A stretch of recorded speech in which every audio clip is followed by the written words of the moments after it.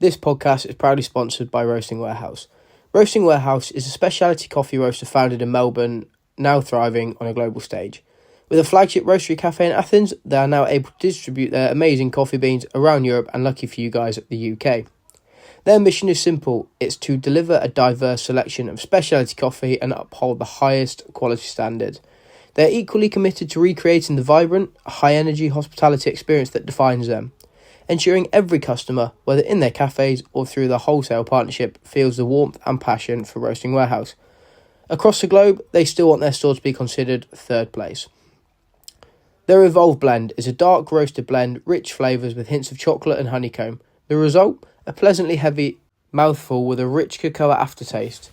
Happy Days. They can guarantee that Happy Days will be your best friend on those extra sleepy mornings when getting out of bed is the last thing you want to do. Sharp, full-bodied, with hints of syrupy, rich dark chocolate, Happy Days is certainly a crowd pleaser. Their final blend, Daydreamer. One of their lightest blends, Daydreamer is a sweet and juicy with fruity undertones, perfect for those seeking a bright and sweet cup, who prefer sweetness over the citrus that is common amongst their lighter blends. Make sure to go check them out and use the code BB10 at checkout for 10% off your first order. Perfect. So, welcome to the Barbell Brew podcast, co-hosted by myself, Tommy Sturgis. And myself, James Fitzgerald. Perfect. So, James, first of all, what's your go-to coffee order? It has to depend. I always went for milky coffees and like cortados and stuff like that. And then myself working in professional cricket at the minute, having had a couple of absolute coffee, or what they think they are, gurus over as like overseas. We had Blair Tickner over, who owns a couple of coffee shops over in New Zealand, and he always used to say, "No, long black's the way to go." So ever since then, I've always gone for either like an Americano on like a cold day, or like an iced Americano, or like a long black on a hot day. So that's kind of my go-tos. Come on then, name and shame a few more.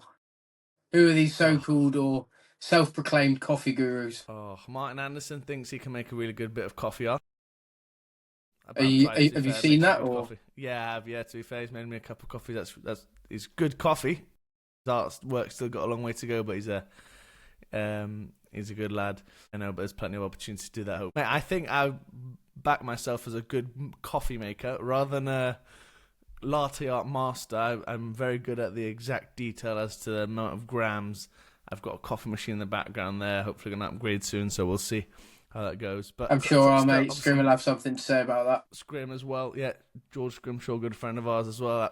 Obviously, he spends more time on Instagram sometimes than he does anywhere else. So he's made it a few times. Oh, you as well, Sturge. To be fair. Yeah, I'm a bit of a bandit. Awful at it, but coffee bandit. Stories, mate, I've seen of you, mate. So I think I have to answer the question back, mate, because you might be here all day asking that. I'll say first of all, I'm not a self-proclaimed coffee guru. I'm useless, but it all tastes the same. I think my go-to would have to be similar to you. I started off really milky. Now I've not gone as extreme as you, but flat white every day of the week. I'm happy with. It's a bit boring, isn't it? Yeah, so I never used to drink coffee, and then, you know, when you sat down and everyone's drinking coffee, and you're like, what do I drink? So I remember first time I ever got into, let's say, some form of coffee was a Wetherspoons mocha. That's how low life was at the time. So we got into those, and now, yeah, I've progressed up to flat white. Not sure I'm an Americano or a long black person just yet. I don't know. I think that you've got two different types of people, and I think people listening hopefully will be able to agree. You've got the guys who like have it for the caffeine and they're like, oh, I'm tired and all that. And then you've got the other people on the other side who are just like, no, I like to know the exact type of bean that's in there. And I think, I don't know about you, I sit like a little bit in the middle of it. Like a little bit in the middle of both. Yeah. I never used to drink coffee, and then worked in a school for 2.5 years, and it was all about caffeine. Had to wake up.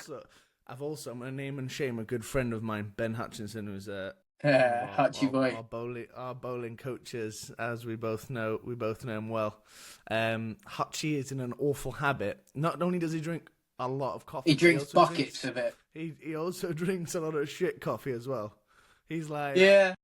I remember when I played at Sawkey, we used to have coffee clubs every Saturday morning, and he'd rock up in his he called them Durkenstocks, some fake Turkish Durkenstocks, and he used to have every now and then we used to have to bite the bullet and go to Costa, and he'd have Yeah. the large buckets.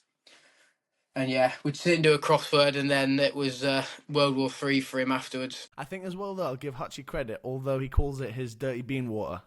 I think, or dirty bean water, mate. He does provide the coffees when they are needed at the most important times when we are working in the later session. So I will give Hutchie credit that. I'll credit where credit's due. He's one of the better Aussies I've met, let's say. Great bloke, gun bloke, mate. Enormously under the thumb. Sorry, no. But go on then. So obviously we've got a similar background. You're now working as an S&C. So what's your? Let's change it up. What's your most disliked gym exercise, and what's your most liked prescribed gym exercise? Right. See, that's a tough one. I think if you ask, it depends how you look at this. If you look at a full-on professional athlete or a full-on pro cricketer, and we've got a couple lined up, who hopefully will be announcing soon on the socials. Like, I think they'll be able to answer this a little bit easier. But for me, I'm looking at it as like is it enjoyable or is it the most effective kind of thing? I'm going to go on the most enjoyable side because I'm not going to be that Scrooge who's talking about like, oh, this is not effective for that bollocks. I really love an uppers day and I love a back day. So I'm going to say like a heavy trap bar deadlift is like my go-to, or you can't be a bit of biceps as well then in the end. Guns get the runs and all that. Absolutely. Shite. And then disliked, I have to say, like anything which tries to make something look like for example, you get all these Instagram your Instagram coaches. Oh, fuck me sideways. Yeah, there's a lot of swearing that's going to be happening in this episode. Can you trap bar deadlift on a skateboard whilst doing a handstand? Yeah, exactly that. Or I'm gonna flip it round a bit, Sturge. I'm gonna go some S&Cs who overname some of their exercises, and you know who you are, okay? And it's not a bad thing at all. They're just trying to be a bit really specific with it. But fuck me sideways, they're like a banded RDL's lateral lunge slide to a bicep curl isometrically, eccentrically loaded RDL. And I'm just like, it's an RDL. It's, yeah. But, because then I get it down the neck. I get it in the neck. Because I'm just like, Fitzy, what the flip is this, mate? And I'm just like, and if I'm covering someone else's session, I'm just like, I have no idea, mate. I have no idea. Yeah, it often goes back to the old classic, the most effective S&Cs to keep it simple. Yeah, keep it simple. Simplicity has got to be the way forward.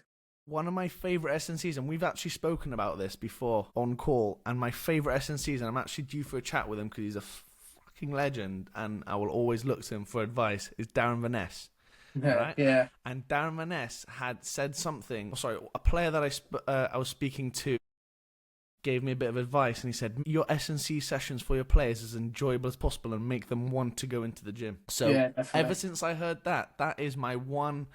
Everyone says, what's your philosophy and all that bollocks, and I'm just like, make it your life goal to make your players want to come into the gym rather than have to come into the gym. I'm just like, I'm sorted. Yeah, I think it's quite a unique position, S&C coach. At the minute, I know we both agree it's very, I don't want to say underfunded, but it's very, at the minute, a bit unknown. It's a bit unknown, so it takes a bit of a unique character, in my opinion, to be an S&C coach. And one thing that I enjoy is, my look on it is, I get to be a child in the gym. Yeah. So I'll crank the music up and I'll put proper, let's say, teenage growing up songs back from where we were teenagers.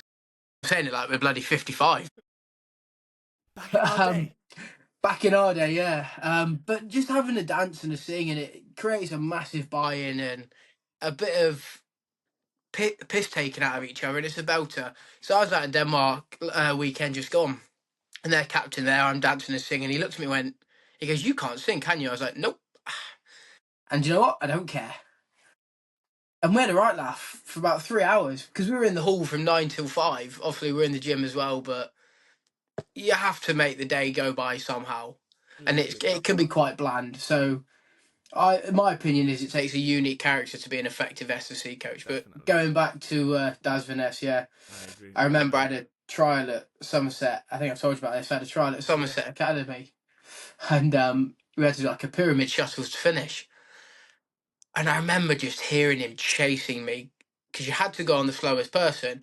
Back then, I was a bit more of a dumpling, so I couldn't really move. And yeah, I just remember him chasing me. And then we had to have skin folds, and I remember there was two people.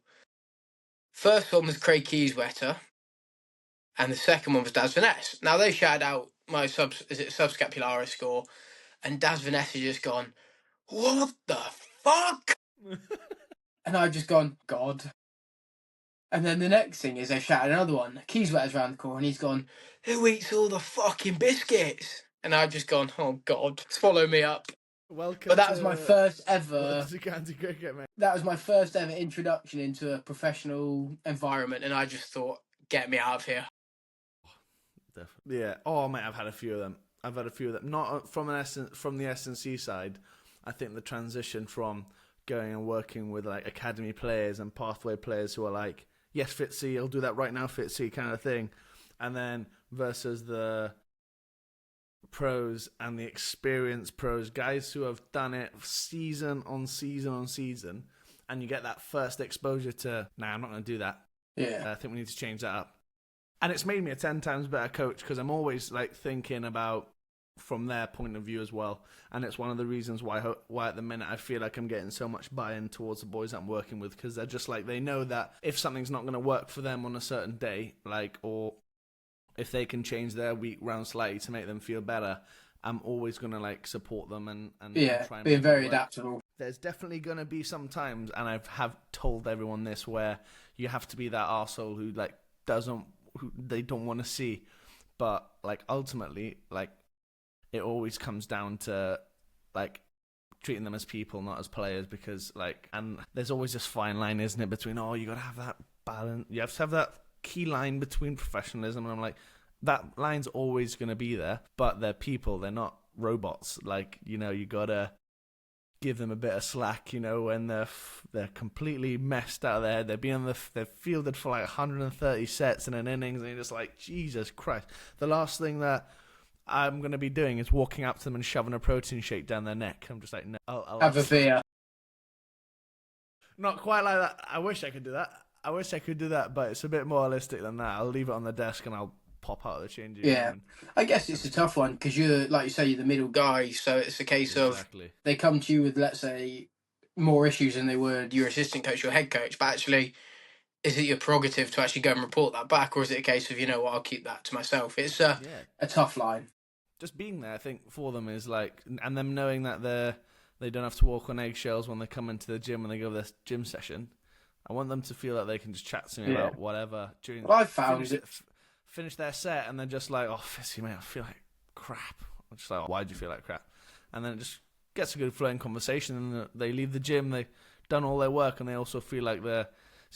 But obviously, like when they're in the gym, they're in the gym to work as well. There's like such a fine balance between both. Yeah, I found the gym in that professional environment tends to be quite an open space. Obviously, you don't really get your head coach and your assistant coach going in there, so it's actually a lot of, let's say, black and white honesty gets thrown around. Definitely.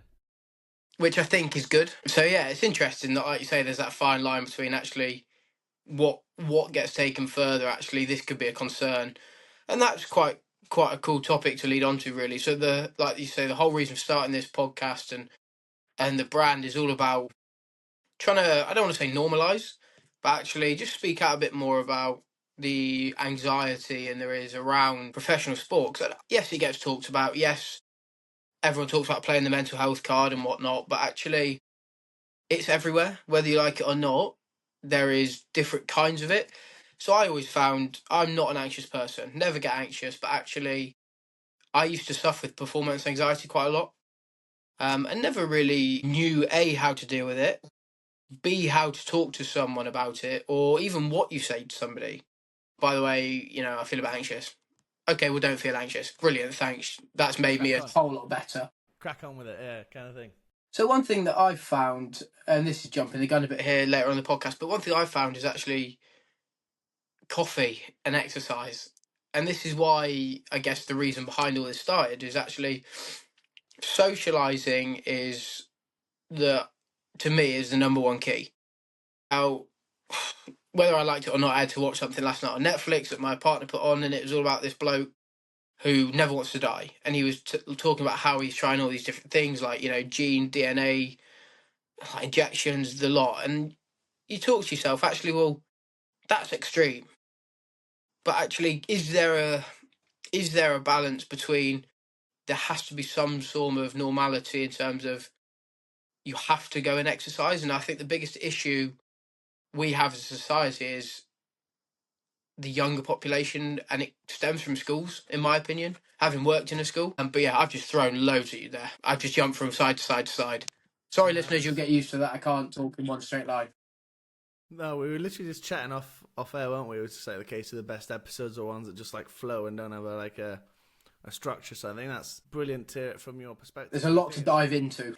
100%, and that's why we kind of probably decided to start to do this, because even if it's not something we've mentioned today, it's going to be something that we mention next episode or the episode after that. So I think like it's similar to your side, not so much with the not having grown up in like the high performance like nature, if you like. It was very much just about enjoying the game. I think it was a case of not feeling anxiety around not being good enough, I think, is probably where I stem from. And then nowadays, So would you categorize that as performance anxiety, or is that more of the uncertainty of the unknown? I would say it was more like before and after the actual performance. I would say the time that you've got by us, I'm similar to like you, Sturge. I'm like, I want to be around people, I want to be socializing, and whether it's going for a coffee with the lads, whether it's making dinner with my missus, I'm my flatmate, that's one of my favorite things to do, whether it's going on call with mum and dad or my brothers, and going a dog walk with my brothers as well is one of my favorite things, and or just going to the gym with a mate. I'm a big fan of like training with someone. Like I'll always try and do that. I can never train by myself. No, it's just so boring. I'm just like, Jesus Christ, like, mate, like. So for me, yeah, I think it was just the time that you have by yourself where if you're not working and stuff like that, you think about things like this, and that's what probably gets to me, I think. And then from that, that's probably stemmed to me in previous years into why I've probably ended up burning out, because I feel like if I'm working more, I'm thinking less. So then I've got that really unbalanced, and it's probably not something you want to hear. You probably want to think that Fitzy's one of those perfect people who, I've got it so wrong, mate. I've got it so wrong, and I probably still have. But I think it's about kind of finding that middle ground, because I think some alone time with everyone, it's like, don't get me wrong, like you probably can't see it, but I've got like a PlayStation behind me, and I was chatting to someone about this the other day, where it's just like, sometimes it's really good after like a long work day to have an hour by yourself just to like do something that's completely brain numbing, whether it's like watching a series, whether it's like playing some PlayStation, whether it's doing whatever you want. And then you get all these hardcore bastards on Instagram, which or they think they are, saying like, you got to work more, you got to work more, and you're just like, flip, like my word, like you've got a life as well. Well, it's the old classic, is it? Arnold Schwarzenegger analogy. You work this amount of times a day, or this hours a day, then you go to acting class, and it's like, where do you switch off? And I think people put on a bit of a persona, though, to be honest. The persona is around, the perfect. People post all these like morning routines, and I'm just like looking at them. I'm just like, mate, there is fucking no chance that you do that. Half asleep in bed with one eye open. Fucking lie to me. Because, mate, after a fucking 14-hour day, like at work, the last thing I'm doing is getting up, mate, and fucking making my bed straight away. I'm going to do it in 5 minutes after I've had a coffee, thanks. Then getting in the ice bath, then you're going to have a granola bowl, then you're going out for a 5-mile run. Do me a favor. But yeah, so I think it's in different ways. But then obviously, like, having played like a little bit of good level cricket, not to your standard, Sturge, by any stretch of the imagination, but like you do get, I think, the best like of people always end up kind of having that a little bit. Like even some of the best players in the world are just like feeling a bit nervous now. But then for me, like it's always going to be about afterwards. It's going to be about feeling like I've not done enough, or feeling like I've done too much, or feel a bit cooked, or like sleep's a massive one for me where I struggle with because I'm thinking so much. So like that's one for me, but I don't know what you kind of think about it from that perspective, because I think then people talk about speaking to people and all these things, but I think it all stems down to, I think you've got to find the right thing that works for you as well. Obviously, I'm not a psychologist by any stretch of the imagination, but I think it's so different for everyone. And because I don't know about you, but I feel like I feel a bit of like a waste man when I'm like not working enough, or I don't feel like I worked enough. I don't know about you. Yeah. No, that's right. I'm making notes. So my first question to you then is: you mentioned how like you burnt out, but then actually you feel like if you didn't work, that's when let's call it anxiety crept back in. Now, very open, honest question here: do you feel like you were trying to hide from it? Was that the purpose of trying to work more? Maybe I'm always like I've always had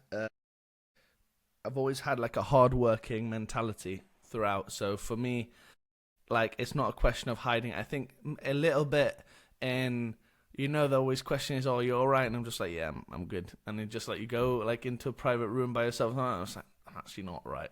Yeah. I'm a bit like run down, or I'm a bit whatever. I'm a bit." And I'll be honest with you, like I probably only realized that it was actually like anxiety until like only probably a year and a bit ago. To be honest, it was more like just feeling a bit down and then understanding like what anxiety actually was versus just feeling a bit down, or like Yeah. because of what was going on with like uni or whatever. And I had this bit of a really bad stage where I was like, oh, uni's gonna finish and it's all gonna go away. And then like I got into work and it's just even probably Even worse. stay even worse. Just like, oh no. Yeah. I've got to be a real So person now. yeah.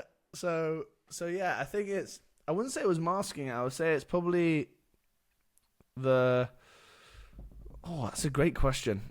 Yeah, I don't think I mask it with the hard work. I think I just know for a fact that my mind moves at a million miles an hour because I'm constantly thinking about things, and I can't really switch off with work. My boss was asking me the other day, "Oh, you got to have time to switch off," and I was like, Funny I don't enough, think I that's one of can the really. notes I've just put down. Yeah, I'm just like, How do you switch off? I get told yeah, all the time, you're doing too much, and actually that keeps me going.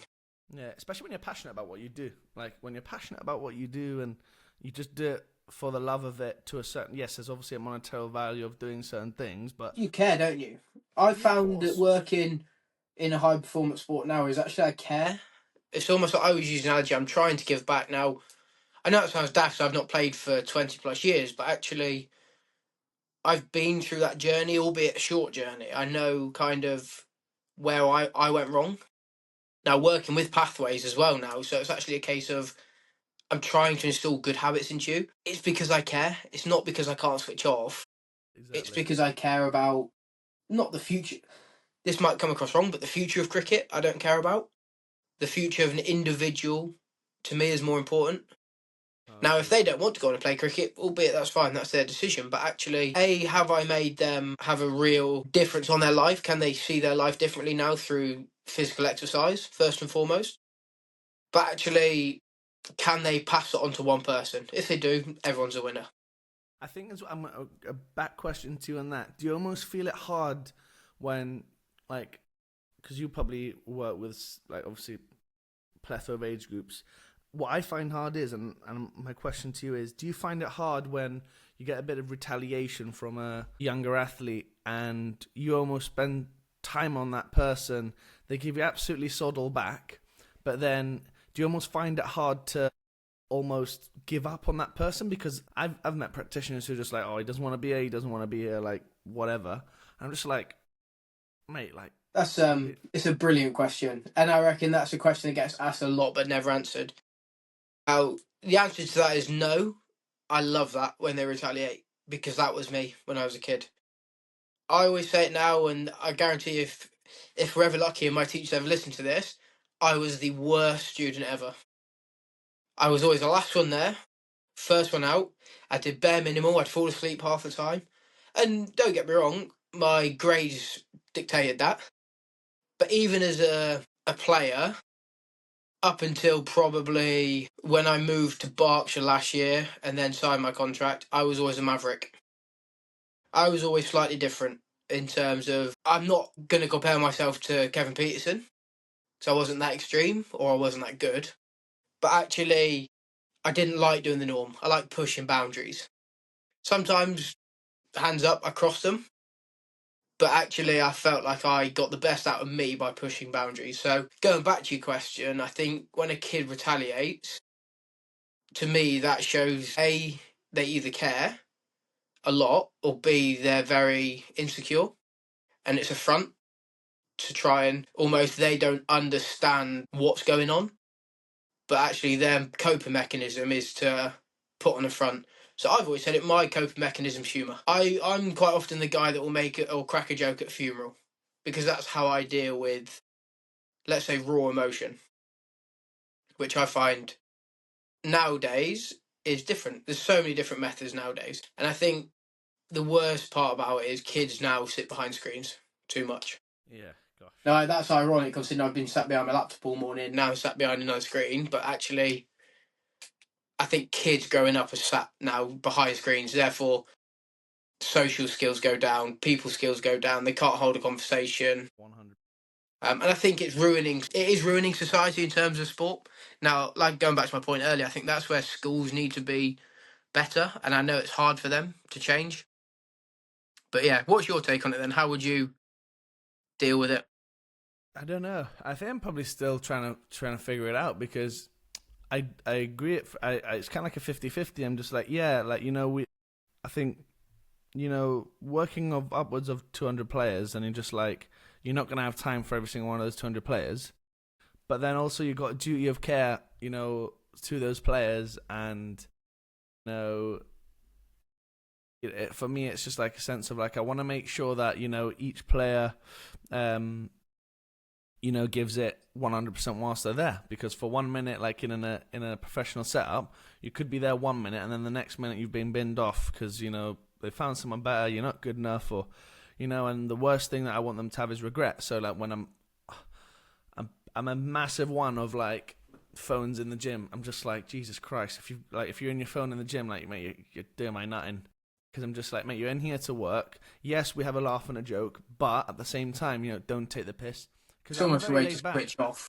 I'm so laid back because, like, I was told when I first got to the club, I was just like, they use paper programs. So I'm just like, well, the club's spending money on this training software to use. I'm just like, let's give them a bit of a chance. And boys actually ended up being eventually got round to actually being like, Fitzy's given us this, they can use it remotely. They don't have to bring this piece of paper with them all the time. And I came up with like a little strike system. And then like, if I caught them, I'd literally like give them a paper document like there and then I'd take their phone off and but I don't want to be that guy. I want to be really relaxed. And, I think like you mentioned, the best gym sessions almost fly by. And I want those gym sessions to fly by and feel like they're getting something out of it. Short and sharp and yeah, so for me, yeah, I'm always trying to find that balance. I think I've become better in understanding the boys who have the potential to be the good people rather than your absolute waste of space who like don't want to be there. They're not interested. They just want to play cricket. And guys who go against you and then turn around to another coach and say something completely different. I'm just like, what, like. Yeah, so yeah, but I think you picked it up fairly quickly though, don't you, with certain individuals and their character traits. Definitely. I found like the ones that don't want to be there, you can see straight away don't want to be there. Definitely, agreed. And I think that's so Hutch can have them. Yeah, I think Hutch is really good. I think Hutch is someone that I look up to actually for that. Like, okay, go away then. Hutch's got that really good, but then Hutchie puts 110% into the people that want to be there. Yeah, and I think that's his level of care is unmatched. I think so. I agree. And I think it goes back to one piece of advice I got told ages ago, and it was to be the best coach, just be the best bloke. Yeah, 100%. Like, and this is one thing that I learned from going through like interview stages as well at different jobs, and I got told by one specific, place that it was like, they had literally called me beforehand, and this was back at university and when I was applying for jobs, and he literally called me before even giving me one interview, and I was like, out of all due respect, like, why have you rung me? And he goes, oh, because we hire people, not practitioners, and we want to see if you're right person for the job. Yeah. And I was like, that's unbelievable. Like, no one's ever, and then since then, no one's ever done that. So, like, for me, just a little conversation. Just like, well, he said it was going to be 5 minutes, it ended up being 30 minutes, and I was just like, right, I've won him over there, like, so, and yeah, and I progressed into the next round of that one, and like, so. I guess from an individual's point of view, though, you must feel like you're wanted.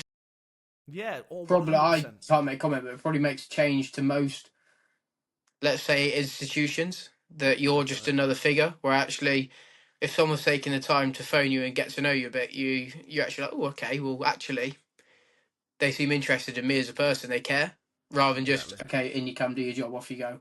Exactly. Exactly. And I think, like I told you, mate, like, for me, I want boys to leave the session or leave the county ground and be like, and go to their car and like, maybe more so the younger lads, but go like, oh, Mum, Fitzy said this one thing and it was just like, it was brilliant. Or like, oh, Fitzy gym session was minging today, like, but it was so much fun. So I want the boys to, and I've had that a couple of times, which is really good, and that's what, and it's so cliche, mate, and honestly, mate, it's going to sound so cringe to people, but knowing that the boys enjoy it. Yes, there's going to be some times where they're going to do some mean stuff, like, like you mentioned, mate, some shuttles, some high-speed work where it's grim, the repeated stuff. 2Ks. Testing, 2Ks, when I'm asking them to literally drop dead for me or for us and to establish where they are. And I think you win them over and they're like, oh, I'm going to do it. Most of the time I feel, like, especially with my academy lads, and some of the pros as well, especially now in this situation that we're in at the minute where, they're like, I'm going to do it for Fitzy. I'm not going to do it because I have to. I'm going to do it for Fitzy because Fitzy has asked me to do it. And, mate, that fills me with so much joy because, and, mate, I'm going to give you one little, like, quote which I've been using a lot for the past kind of 2 months or so when we've been chatting off camera. It's just like, mate, you're not going to please everyone, okay? You're not ice cream, okay? So, like, I have that on my phone because I'm just like... I've got a similar version to that.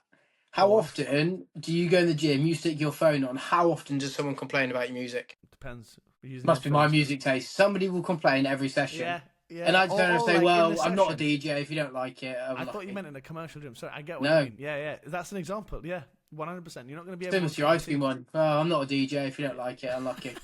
Yeah, and I was like, I think for me, like, that quote was massive for me because coming on with back to the conversation about why we decided to start this chat is I could walk away from two different conversations, one being really happy and one being really anxious about how that conversation is going to affect everything else for the rest of the day. And there's certain people who, their traits and their certain way that they are triggers different one of those. But for me, I think, 100%. I've whatever conversation I go into, I'm like, I really couldn't give a shit who I'm talking to.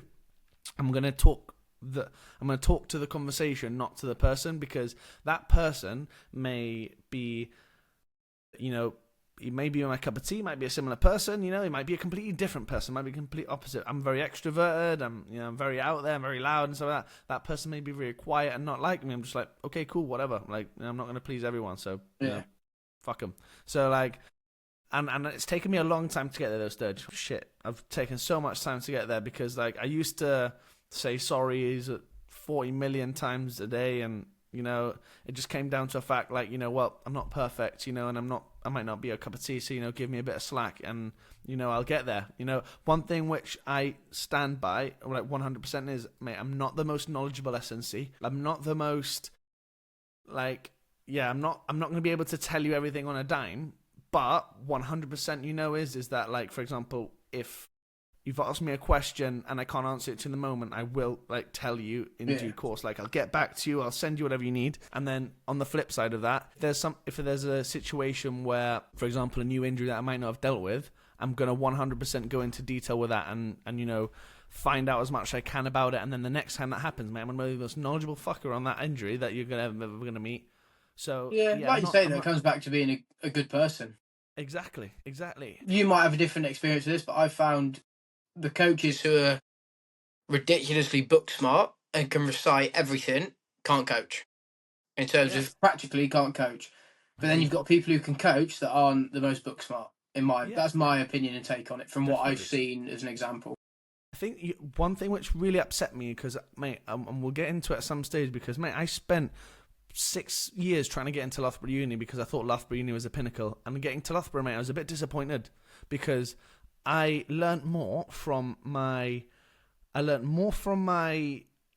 practical sessions than I did like on placement when I was at Cardiff City. No, I wasn't at Cardiff City. So when I was at Cambridge United, when I was at Warwickshire, when I was at East Midlands Blaze, when I was at Birmingham City, than I ever did from anything in the lecture hall. And it's so sad. And it's so sad. But, it just comes. So for me, whenever now I am, hiring for a placement student, or we get a new placement student in, I'm always going to see where they are. Mate, I'm 110% going to go for the person who might not know everything to the exact full stop, but I'm going to see how they coach in person and go from there 100%. Yeah. And, and even experience, someone could put on their CV that they've been to whatever club, but seeing them in person and seeing how they coach and reacting to certain scenarios is what I think makes a good one. And yeah, real life experience. Exactly.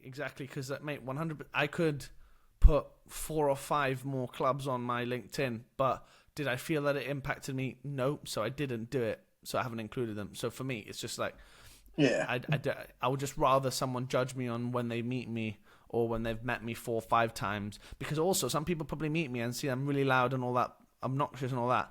But they know 100% I'm going to go to the trenches for them and back them 110%. So, and if you're not the biggest fan of me and you talk shit behind my back or whatever that is, I'm just not going to give you the light of day. I'm not going to waste my energy on you. Like, I just have no time for that. Like, I've really no time for that. So, like, that's kind of how I've dealt with it. Don't get me wrong, mate. It's not the golden nugget or the key to open that and make me feel better, because there's always going to be days where we still feel like that. But yeah, how did you get over that performance anxiety? Because, like, for example, from your performance anxiety, I'm thinking about that now. I'm just like, well, from my eyes, then it's almost like my performance anxiety from being the S&C on the gym floor. Because I'm as an S&C, you're programming when you're not in actually with the players and things like that. Yeah, so I'll give you two examples really of the performance anxiety, and then I'll talk about how I kind of dealt with it. The first one and the most obvious one that sticks out to me, and this wasn't during pro cricket, it was when we went to Spain in 2023 to play in the T10 competition. La Manga, not La Manga, sorry, in Cartona, mate. What a place. Yeah, beautiful place. And I remember my plan or my role going into that was just to bowl as fast as you can, because it was on Astro, and hit people. Thought, you know what, fucking brilliant. I'd love that. Rock up, first game playing Malta. I thought, bloody hell, walk in the park, this, innit? Bearing in mind, wrongly so, probably didn't give much respect to T10 cricket. It's only now I look back that actually this is the cricket they play week in, week out on Astro, so they're used to it. And there's a running joke within our squad now. It gives me PTSD, let's say, of a bloke called Basil George, but his nickname is Boom Boom. I've played against Basil a few times. And his nickname is Boom Boom. And I thought, whatever. Yeah. Tried to hit him in the jugular 6 times in a row, got taken for 30. And they all went in different directions, and it was at that point I was like, oh, shit. Anyway, so this was, we were in the last group before finals week, hoping to qualify, so we had 3 days. Anyway, got dropped for the final day, and I was devastated about it, and rightly so. I was dropped because I wasn't performing, I wasn't doing my role. And I remember just out the back of the main ground, there's like a reservoir with a few rocks. Yeah, they're right. No, I don't smoke, I don't vape, I don't do any of that shit. And I thought, fuck it. So I took one of the lads' vapes, I went and sat down for half an hour by myself. And I remember nearly tearing up, thinking, I've let everyone down here. I've had one roll to do and I've let everyone down. Bearing in mind, I batted once and got 1 not out of 3 balls. Best 1 not out ever. Nearly cost us the game. Funnily enough, that was against Malta as well. So I just remember being sat there thinking, shit, what am I going to do here? Luckily, the lads went and won finals week. The final group stage to go through to finals week. And I thought, right, enough's enough. We had, I think it was 5 days off. A few of us treated it like it was a 2-day stag do. But one of the 2 of the lads got really ill. They got gastroenteritis quite badly, and everyone thinks, it was a hangover. It wasn't. One lad was in hospital, one lad was on a drip. It's quite bad. Jesus. But yeah, we had two or three training days. So we finished on the Wednesday night. We went. So this is how bad I was. Everyone went out bar me. I didn't go out that Wednesday night. I thought, no, I'm not doing it. I've not deserved it. B, I'm not in the mood to do it. Anyway, the next morning we got told 6 o'clock, 6 a.m. We're all up in reception, ready to go in taxis to train him. And we're thinking, yeah, good one. Have a right laugh. All the coaches are out with us, or out with everyone. And I thought, yeah, never gonna happen. I thought, fuck it, I'm gonna set my alarm for 5:30 though. I'm gonna be in reception. Thinking I'd get there, nobody was there.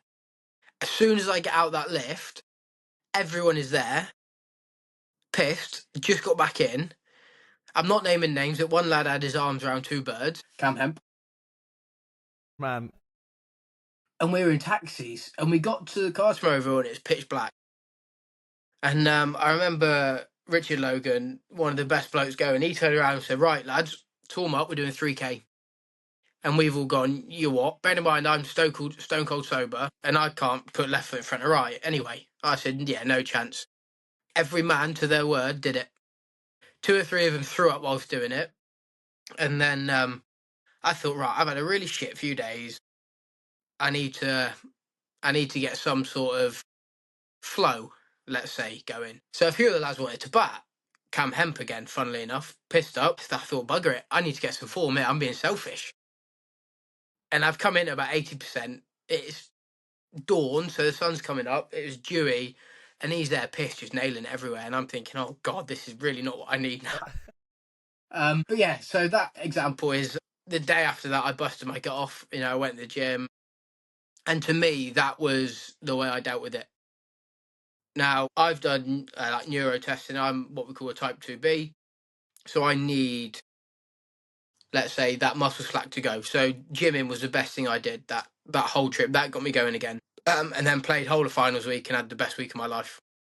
So that's how I dealt with that first, let's say, real penny drop in terms of what performance anxiety was.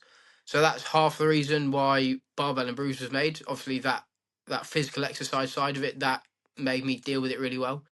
And then luckily, obviously, you're staying all in the same hotel, so you're all mingling together constantly. So that social side of it that's the only thing that got me through that first week. And credit where credit due, the lads were awesome. It weren't a case of, okay, let's take the piss. It was, they put their arm around me and actually helped me get on with it, which thankfully I could return the favour. And then the second side of it, which is from a coaching point of view, obviously we just spoke before we came on, I was out in Dubai at the start of December for a high performance camp and absolutely loved it. But actually you do a few things and then actually you walk, I don't know if you deal with it, but you walk away and you're like, shit, did I say that? Have I said that right? Did I do that? Have I forgot to do that? And the whole bus trip back, you're questioning yourself. Now, I didn't realise I'm an emotional player and coach until Tom Lambert, who's Berkshire's head coach, pointed it out to me. I said, nah, I'm not. And then he goes, no, you wear your heart on your sleeve. I was like, yeah, I know. He goes, you're an emotional person. And I sat down by myself and I thought, shit, he's right. And I've always thought, this exterior, I'm quite a tough, Cornishman. But actually, I'm not. I'm a very yeah. emotional person. But I take a lot of things to heart. Like with this academy I've got in London, we get some parents and people. Where's this gone? Where's that? Why can I not see this? And I'm thinking, oh shit, I've let everyone down here. You do. Like, the older I'm getting, the more in tune I am with my emotions. But actually, I still struggle in terms of I wear my heart on my sleeve probably too much. What you see is what you get. If you walk like a dog, you talk like a dog. You're a dog in my eyes. So yeah, so that was the second example. And again, I've not found, let's say, this has worked for me, but actually going back to the whole reason why this all started was that whole social aspect of it, in terms of that's probably more predominantly dealing with setbacks through a coaching perspective or lens, or actually the playing side of it. And if I'm honest, the gym side of it, you don't want to be near me if I've not been to the gym in a day or two. I'm the most grumpy, moody person in the world, and I'm sure my partner can preach for that. Albeit all the time apparently. So yes, Again, going back to your original question, the way I feel like I've dealt with my performance anxiety through playing and coaching is simply through socialising and just going and getting a sweat on. I'm very good, and I've said this to my partner, and she'll be talking. I've managed to convince my partner to come to the gym with me quite often now, which is brilliant for her own mental health as well. She's now loving it. But one thing I'm very good at is I can zone out massively with or without headphones in. The gym to me is where I go in, switch off, phone goes on silent, don't say boo to a goose, just get on with things. And quite often she'll be there trying to talk to me, and I'm just there staring into space. And then I'll get a massive thud on my arm, and it's like, what are you doing? Shit, sorry, yeah, I'm here, yeah. Yeah, so it's like, to me, the gym is, I don't want to say heaven, but in terms of, I know when I walk in a gym, I can just switch off all my anxiety, all my worries, anything that's getting to me, good and bad, I can just switch off. And then that, we all know that feeling afterwards. You walk out and you're like, you know what, yeah, I can take on today. So free, don't you? Yeah. So that's how I've dealt with it, and that's how the whole image has come around. I think, and that's what's going to be interesting. I think just to close off, like, because obviously no word of a lie, still, I think we could sit here for 47 hours. I reckon. Right. In terms of hearing it from different people's perspective as well, because what we and the reason why obviously we decided to create this from like talking to people's side was having that understanding about how, like you mentioned at the start, mate, it's everywhere, but and no one's got the cure for it. I don't think anyone will. I think it's just going to come down to how you deal with it on a day-to-day, or how you deal with it when it's at its peak. So I think, I think moving forward, and I'm really excited to hear from some of the guests that we got on, mate. They're going to be some professional cricketers. We're going to have some people who are not in sport as well. Some of those people, how they deal with it. I think it's going to be the most exciting thing, mate. So I think, Yeah, definitely. And sorry to jump in. You mentioned there about how there's never going to be a way to deal with it, and I don't think there ever will be, because there's that many different kind of people these days. You've got this gender, that gender, so there's never anything that's going to be black and white. But what I feel like we've got an opportunity to do as not just me and you, but as a whole society, is actually you, me, the guests we have on, we have a platform here where we can share different ways in which we've done it. Now, that might not help Tom, Dick, and Harry down the road, but actually they might try it and say, okay, going to the gym didn't work for me, but actually I enjoy going for a coffee. I could switch off for an hour. Yeah. And that's brilliant. So I remember when I was in Spain, and I'll keep this short and sweet. Richard Logan said to me, his wife goes to the gym, but they always go out for a coffee afterwards, just for a chat. And I thought, that's brilliant. Why can't everywhere do that? Why can't people around the world just be like, you know what, we'll put 20 minutes aside after the gym, we'll go for a coffee, we'll go for a matcha, we'll go for a milkshake, we'll go for a beer, something like that. I think that's awesome. I just think we've got a platform to help share understanding. I'm not here to preach saying I know how to cure it, because I don't, because I still suffer. But actually, this has worked for me. Try this, it might work for you. If it doesn't, you're still winning because you've tried it, so it's one less method that will work for you, or one less method that you don't have to try.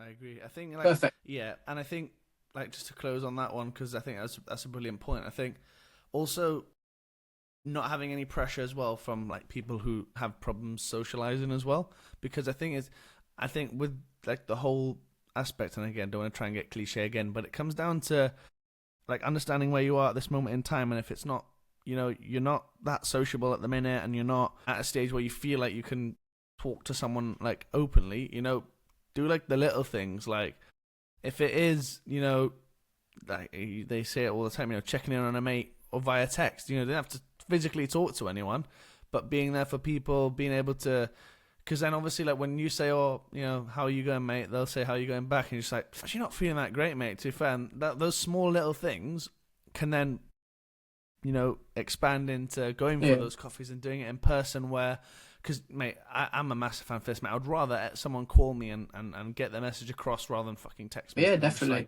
The communication side of it, and the way that it's perceived over text versus actually being able to call someone is, I think, where it is. So again, don't feel any pressure to do it, but know that it's definitely going to make things better in that moment for sure. What's the old saying, a problem shared is a problem halved, or something like that. So yeah, definitely. I think that's where. No, I love, and I've said to you, one of the guests I'd love to have on one day is Joe Marler, and I love what he's doing around it at the minute. when he first came out with his Big Boys Don't Cry. Just his whole persona is awesome, and I'd love to chat with him one day about this. So hopefully we can get him on one day. So if you're listening, get on. I've got 2 or 3 quick fire questions for you. As short and as sweet as you can. What's your biggest strength and what's your biggest weakness?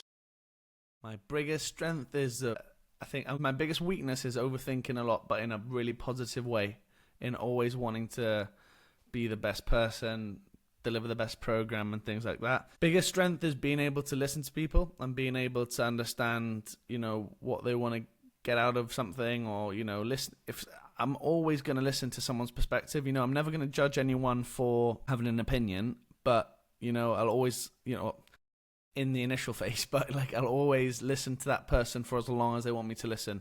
I would always rather ask for forgiveness because I'm late to somewhere because I've been speaking to someone than regret not speaking to that person and then something happens. And definitely. That's for me. What about you? I reckon my biggest weakness could be my biggest strength as well. In terms of my biggest weakness is I'm extremely stubborn. If I don't like something, I won't do it. As simple as that. And my biggest strength, it's a very tough question. So many, mate. Bloody hell. I know. It's the opposite. There's not any. I think my biggest strength is I can have a laugh with almost anyone. Yeah. I can get on with most people. Until you do something that pisses me off, I'll be your best mate. So, my last one for you then. No pressure. This is quite a biggie. What's your biggest regret in your journey? I know it's cliche. I don't have many because I've always in the moment, kind of give it 110. So I think I'm always kind of thinking back to, I'm very good at one of the things. It's not my biggest strength, but I'm very good at reflecting on, sessions and stuff like that. So I would say I wouldn't say I had one out and out regret because like I said, I'm trying to can live every day in the moment and take one day at a time. But it would probably just be when I was younger and not, taking time to actually, get to speak to people, and I've spoken about it. I was on a podcast with one of the other lads that I work with, where I do a mentorship for students coming through to get their first jobs, and I was saying about the sacrifices that are made from when I was originally from Gibraltar, and people are like, where the flip is this guy from? So being from Gibraltar, the sacrifice that I made, the friends that I lost out on, and seeing all those people grow up and have families and stuff, I think the regret is probably not fully speaking to those person, giving them the time to speak to them about why I'm over here now, why I stay here, why I put up with all the shit, why I put up with all the traveling during the summer. So I would say it's not a regret. I think it's more like an ongoing thing where I'm constantly trying to keep in touch with people, and it's something that I'm trying to do to not make it a regret, if that makes sense. So I think I'm one for not regretting anything that I do, even though I do overthink it probably for a million hours afterwards. It's always something that you can always be better on. Can I be better than I was yesterday is a cliche thing, but I think it's definitely something that I live by because it means that you can always be better from it. What have you got any? Very similar to you in terms of it's probably in a relation with my strength and weakness. I think my biggest regret is I've trusted a few people too much. Yeah, that's a good at one. times, to the point where they've turned around and shit on me. Yeah. So that's probably my biggest regret. And that's something that shaped me to who I am today now, where it's harder to gain my trust. I'll be civil with you, but actually, there's the door. Get out of it. Yeah.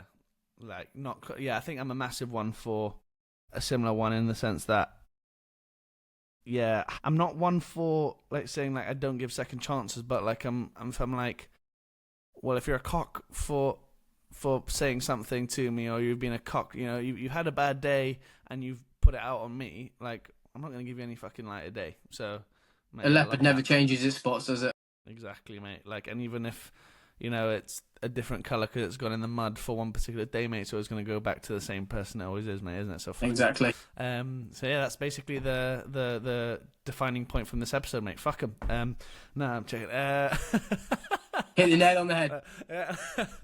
But No, it's mate, been a pleasure, absolute pleasure. It has, mate. Yeah, and obviously what we'll do is we'll make sure that we get a bit of an announcement. We got some more guests going on, and hopefully, obviously, if you can share and support us, that would obviously be fantastic. Perfect. And follow us along. Catch you on the next one. Peace. Ciao. This podcast is proudly sponsored by Roasting Warehouse. Roasting Warehouse is a specialty coffee roaster founded in Melbourne, now thriving on a global stage. With a flagship roastery cafe in Athens, they are now able to distribute their amazing coffee beans around Europe and, lucky for you guys, the UK. Their mission is simple. It's to deliver a diverse selection of specialty coffee and uphold the highest quality standards. They're equally committed to recreating the vibrant, high-energy hospitality experience that defines them, ensuring every customer, whether in their cafes or through their wholesale partnership, feels the warmth and passion for Roasting Warehouse. Across the globe, they still want their store to be considered third place. Their Evolve blend is a dark roasted blend, rich flavours with hints of chocolate and honeycomb. The result? A pleasantly heavy mouthful with a rich cocoa aftertaste. Happy Days. They can guarantee that Happy Days will be your best friend on those extra sleepy mornings when getting out of bed is the last thing you want to do. Sharp, full-bodied, with hints of syrupy, rich dark chocolate, Happy Days is certainly a crowd pleaser. Their final blend, Daydreamer. One of their lightest blends, Daydreamer is a sweet and juicy with fruity undertones, perfect for those seeking a bright and sweet cup, who prefer sweetness over the citrus that is common amongst their lighter blends. Make sure to go check them out and use the code BB10 at checkout for 10% off your first order.